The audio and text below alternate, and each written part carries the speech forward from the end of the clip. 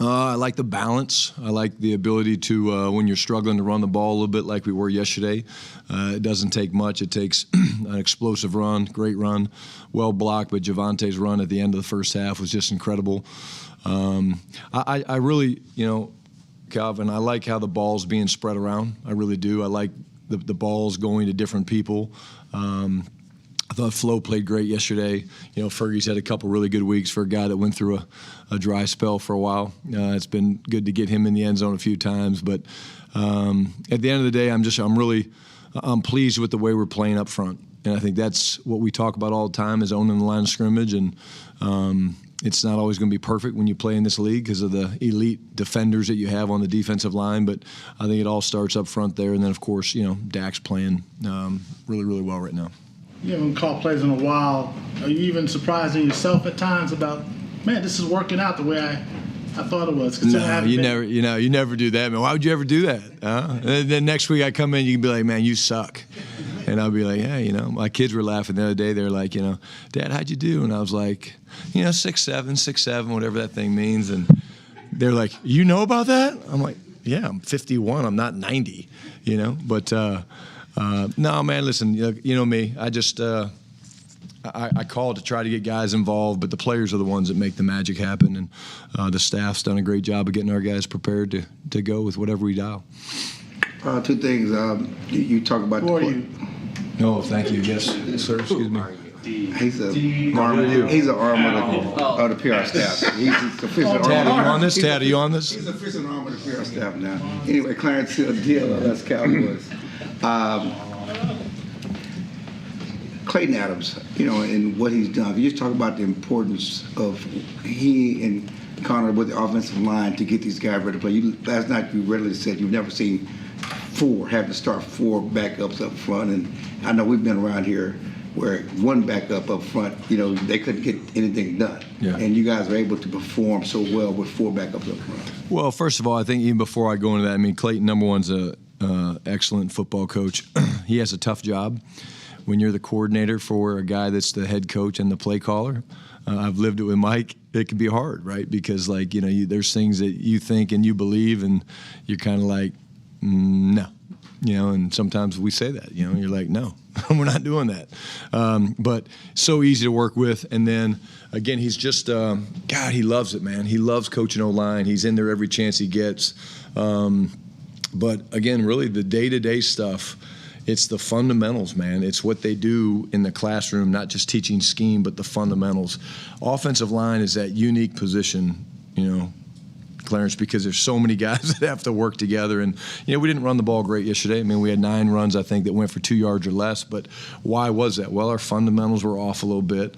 But as the game went on, they got better. And so when I sit in their meetings, I listen to them talk about hand placement and footwork and, strain and eyes under the chin and things like that. That's the stuff that as a head coach you get really excited about, because I'm a believer of fundamentals. And that goes back to my days of coaching quarterbacks and training quarterbacks, is if you don't talk about fundamentals, I don't know how you're going to get the most out of your players. And they've done that.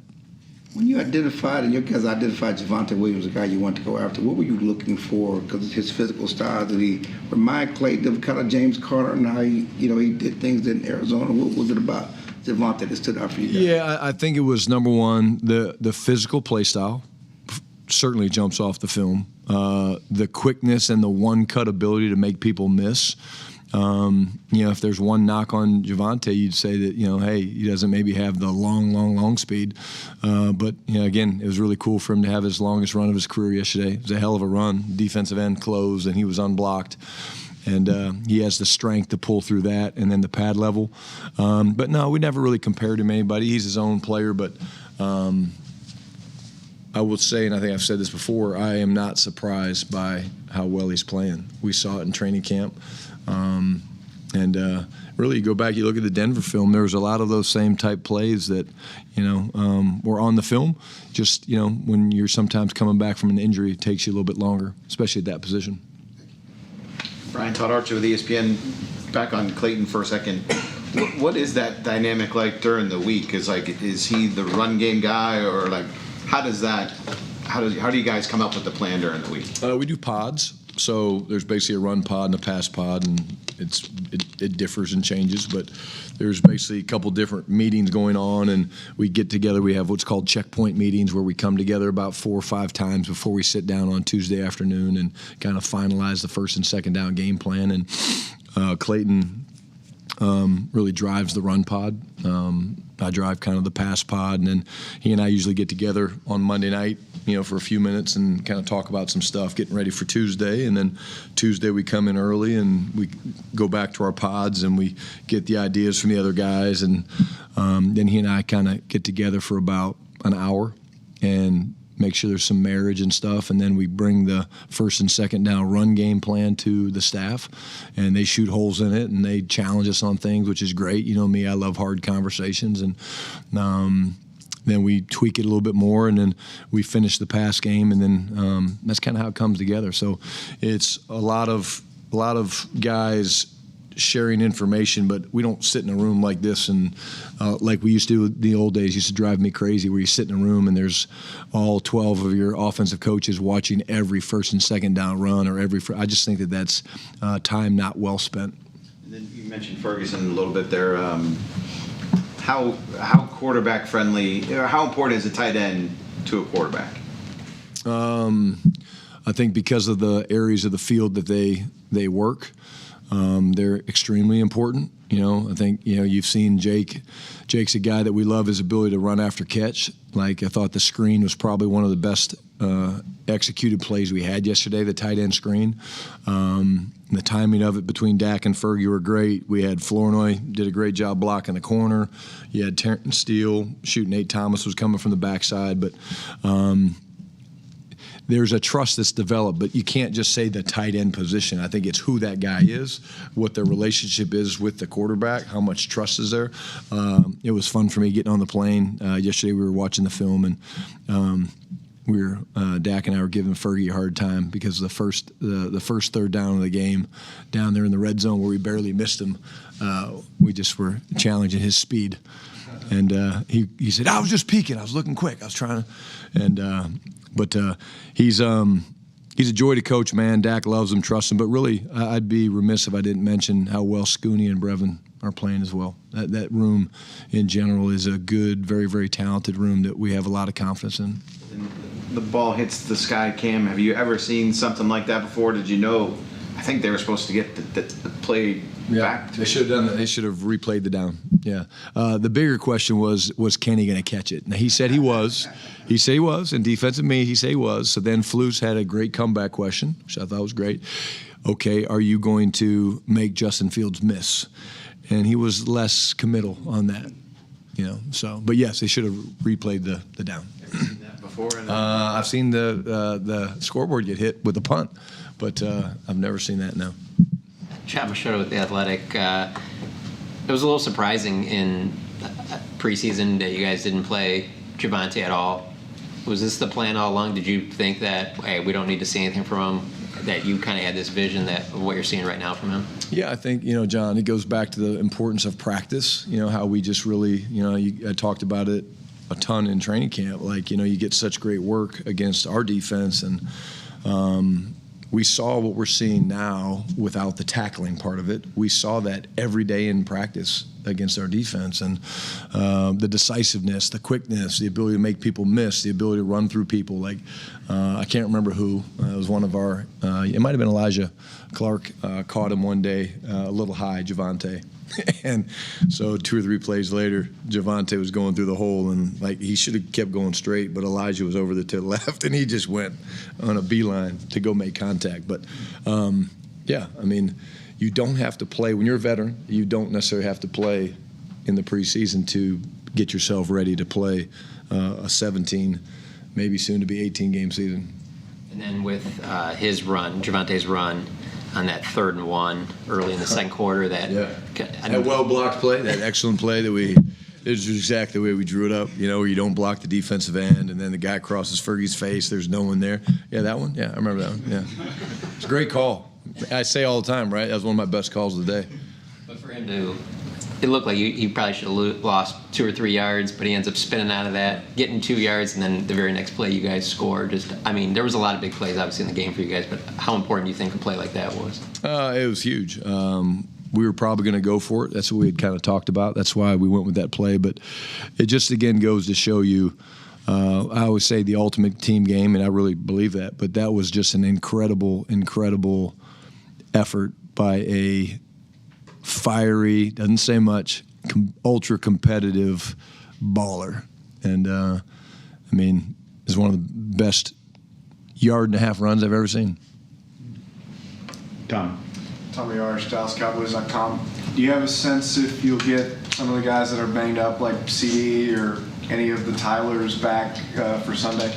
Yeah, it's still early. I think, we'll find out a little bit more next couple of days. I think we're trending in the right direction on a few guys. I'm seeing progress on all the guys, but whether they're able to make it for this weekend, we'll see. But I do think that we're closing in on some good markers for these guys in the next couple weeks. And then when you have these guys that are coming back or starting to come back, how do you balance, getting them back into the fold, but also rewarding the guys that are playing well in their place, like a Nate Thomas or a Ryan Flanoy? Yeah, I think it's a fine line. There's positives when young guys have to play. They learn, they realize they belong. So proud and so happy of Flo. Just the confidence he played with yesterday was so cool for me to see. He doesn't say much, he just works. And I thought that was great. But, all 68 or whatever snaps it was for Nate Thomas were invaluable. Going against a great pass rusher like Will McDonald was a great challenge for him. And, I think that's positive. But at the end of the day, when guys come back off injuries, it doesn't mean we're not going to need them at some point. It means that they should be more confident when they do get the call. Joe. Joe White, Dallas Morning News. One more Javonte question. You said you're the president of the fan club. You guys signed him the first day of free agency. It was your first signing. Obviously, there was something you guys saw that made you want to go after him. What was that? What specifically was it? Did you see that? I guess a lot of people, other people might not have seen. Well, again, I guess I probably repeat myself a little bit, but it was the physical play style. This is a guy that, as a pass protector, he's elite. Playing away from the football, he's elite. He's violent with his chips and so smart and so intelligent. Who was it that said Javonte had a V for valedictorian? That was bad information. He said it had nothing to do with that. Somebody asked me that question. They thought Javonte, the V, meant valedictorian. He was his valedictorian in class, but I asked him that. Somebody told me that. I don't know who it was. But yeah, just the way he played the game in Denver, man. And I get it, the injury sucked, and it took him a little while to get back. But and then you're around him, and you just see that he is all about football, man. So when you talk about a guy that compete every day to be the best version of yourself, man, he gives us everything he has on Monday today, and on Wednesday he will, and on Friday he will, Saturday at the walkthrough he will. And how can you not want to have a guy like that on your roster? He's on pace for a career high in terms of rushing attempts right now.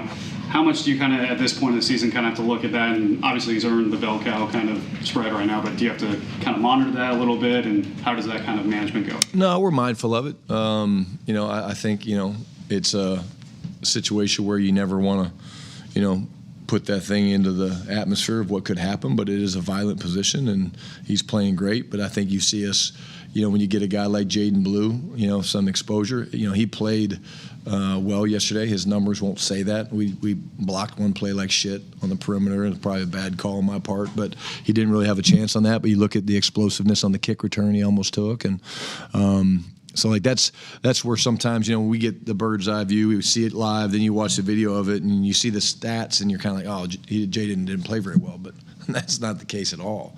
He actually did some really good things, and but Javonte, he's the bell cow, and he's earned that. We believe in him, and that's the way we'll approach moving forward. Garrett Podell, CBS Sports. Brian, I think at the end of the game, you guys paid homage to Tom Landry with the victory formation. How much, if anything, do you pull from that era of football when you put together your game plans every weekend? Well, I see the pictures every day walking out of my office of literally. There's a cool picture outside my office of Tom Landry on a chalkboard with Roger Staubach, and they're running some gap scheme, some trap or something. That's something that's been around here, Garrett, for a while. And when I took over, is certainly something we're going to keep because of the tradition, and I'm kind of a dork when it comes to tradition and things like that. But I will share with you guys this. So on every Saturday practice, we end with that. So the defense comes off, and we end with that. And because of the moving parts, we've actually had to reload those. So you normally don't want to have to reload the Landry shift, but when you've got 4 new pieces and one guy doesn't do it quite right or right on timing, and I'll embarrass Brock. Brock screwed up the first time he was in there, and we were like, all right, reload it for Brock. He doesn't know. Yeah, man, I mean, we're the Dallas Cowboys, and I remember those days, and I remember watching pro football and seeing them do it, so it's pretty cool.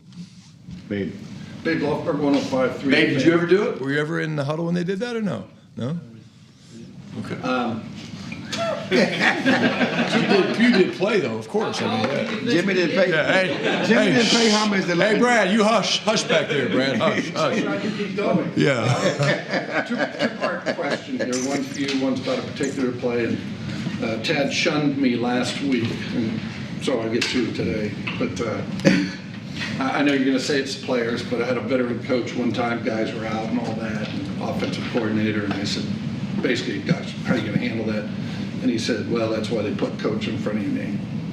It's up to me to figure it out. So the win yesterday with all those people out, is it even more satisfying for you and this coaching staff when you got to get all these guys up to speed in a very short period of time? Yeah, I'm going to give the staff a ton of credit for that. I mean, they're elite coaches. It was a great plan. I was really just proud of the way we fought. But, we have confidence in all of our guys. And it goes back to what we talked about a little bit in the spring about, we were very active in free agency, trying to get, depth. And, injuries are nothing new around here. I mean, it's part of the game. And, again, I said last night, and I still can't think of one where I've ever gone in with 4, different starting offensive linemen. But, yeah. But, again, I think, at the end of the day, the players are the ones that make it come to life. And we have to come up with plans that we think feature what they do well, along with attacking your opponent. But at the end of the day, the players are the magic. And then the play, it's got to be a backstory because you hit the screen to Fergie, and I saw Dak doing this. Clearly somebody had wanted to put it in. Maybe somebody didn't like it. Well, yeah, you got something. No, I think, that was one of the plays that we liked early in the week, and he and I talked about, and but it's more the emotion of the game, man. And I probably haven't called enough screens, to be honest with you. And but when they come off, screens are, the best way to call screens is to look at them as runs. That's what I've learned in my career. Is when you call a screen, you need to look at it like effective run is 4 yards or more. Well, it's hard to get that, but a screen has a chance for more of an explosive play. So, there's a great example. When you look at screens like their runs, if you make 4 or more, you're ecstatic. But when they go for 27 or 28 or whatever it was, I thought that was Staubach again coming back. No? Yeah. No, I think, that's just the emotion of Dak being such a fiery competitor. Nicole. Nicole Hutchinson, DallasCowboys.com. Tyler Smith told me that Javonte is one of the hardest runners he's ever seen. Where would you rank him amongst running backs that you've coached and seen? Wow. Great question. His run style's different. So, I hate comparing players. I was around Michael Turner in San Diego. He ran with that physical style. Thomas Jones was another very physical runner. Sean Green. Javonte's ability to get his pads down and to strike with power and leg drive, and it's unique. But if you watch him and what he does pre-practice, getting ready for practice, post-practice, working on his leg strength and things like that, it's no surprise that that he has bounced back the way that he has, and that he has been as effective as he's been. Newy. Louis Scruggs, NBC5. Brian, can you take me in your mind just when you call that play for Javonte, the big run there? What were you seeing beforehand, how you set it up, and then just to get that play done and to make that right call? Yeah. Well, we got the touchdown. We had the 2 timeouts left. They come out, they threw an incompletion on first down, so then we knew we were in good position. The defense stepped up. They did really good. I think they got sacked on second down. And so we basically want to see where we got the ball, Dewey. Like, if we got the ball where we did, we knew we were going to try to go, but we were going to be smart with the first call to see what would happen. And we thought we'd get a favorable box. It was a 6-man box. Safety was dropping down. But it's a little bit like you kind of stick your toe in the water, like, hey, let's see if this goes. And it was not called to go for 60-something yards. It was not called that way. And then when Javonte started to break, it was like, okay, good. This is awesome. Okay, he might not score. Please get out of bounds. Please get out of bounds. And he did. Shows the IQ, the football IQ of Javonte. And at that point, we were obviously very comfortable because we knew we were going to get a couple shots at the end zone. But if that run goes for a yard or two, I'd be lying if I said we were going to go 2-minute. But if it would have gone for 10, 12, 15, we would have gone. Skyler Dixon with TAP. You guys have talked some about 3 defensive systems in 3 years for the guys who have been around that long. How much do you think the trending in the right direction is, that the adjustment versus the changes you all have made in the last couple of weeks? Yeah, I think the changes are important because I think when you make changes, you give the players confidence. I think that the fact that we're making these guys all compete every day to earn their spot, keep their spot, whatever it is. You're all right. It's kind of cool, very soothing. Man, it's still going. Skyler's still going. Hey, Skyler, it's just you and I, babe. Hey, just you and I were just having a conversation right here. Yeah. Yeah. Man, it's so distracting. Yeah, it was. Now I got to go back to where I was going, like, see if I can make up this story again. No, but I think it starts with the changes, right? We were going to make changes. I thought the coverage was way better. The pass rush was excellent. I think that goes back to what we want to do. And we see we carry a lot of defensive linemen because it's important to us and goes back to the whole win the line of scrimmage thing. But, I think because of the pressure we were able to get, it certainly helps the pass coverage. Now, let's be honest. We didn't play the run very well yesterday. And we gave up, I think, 6 explosives, and a lot of that was some of the alignments. The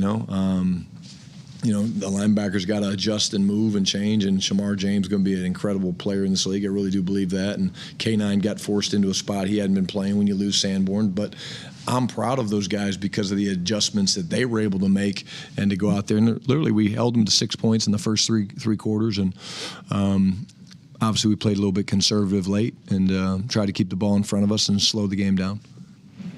Tom. With Bryce Young, I don't know how much you've studied him yet, but yesterday they're down 17-0. Former top pick, probably catching a lot of heat.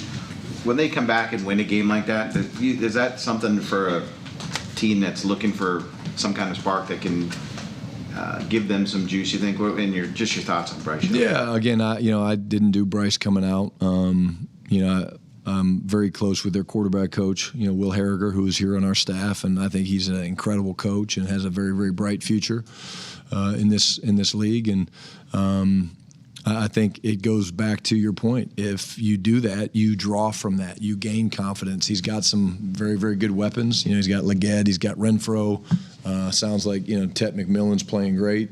And then, of course, I think the main thing they want to do is run the football, whether it's Hubbard or Rico, and it'd be good to see Rico this weekend. I know we're going to have to buckle up, he said, so we'll bring our seatbelts, Rico. We'll buckle up. I can't wait to see him though. But no, I think Bryce is a young player and he's playing a lot of football, and that helps him gain confidence. You had mentioned the hard conversations. Were you that way in New York and Seattle as a play caller? Yeah, I think I've always been that way. It's kind of authentic. I think, when you grow up with a dad that always had hard conversations with you. I laugh because about 5 of them just popped into my brain that he and I used to have. I think in this business, you owe it to these young men. Coaches as well. I have hard conversations with coaches and staff members all the time, but it goes back to the thing of being authentic and being who you are. Joe.